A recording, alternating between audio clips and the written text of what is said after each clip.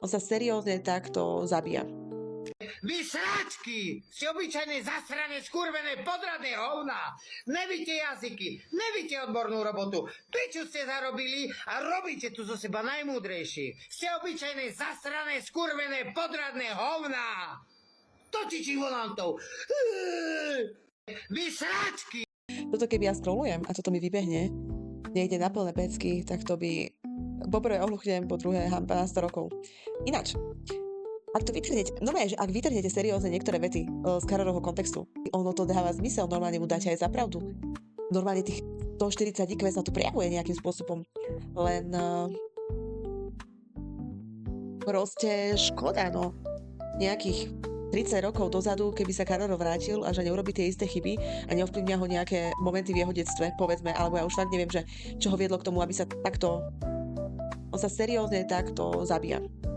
Čiže Karol, ak by nemal nejaké traumy z detstva, ktoré by sa s ním vlekli celý život a ktoré by musel riešiť takýmto spôsobom, nejakými látkami, čímkoľvek, tak Karol by naozaj mohol byť nejakým aj prínosom pre spoločnosť. Len ono tie látky a ja neviem, či povaha, neviem, či toto je povaha, alebo to je, že je podvodník. Ja to ani neviem nazvať ako podvodník, veď on, keď tak berete, on si napožičiava peniaze od kadekoho. On rôznymi spôsobmi oklamal ľudí. No a keby toto všetko dáme preč, aj tú povahu, tak je to celkom by to bol možno, že aj normálny človek. Tým sa ho nechcem zastávať, pozor, hej, teraz aby ste to nechápali tak, že sa tu zastávam Karora.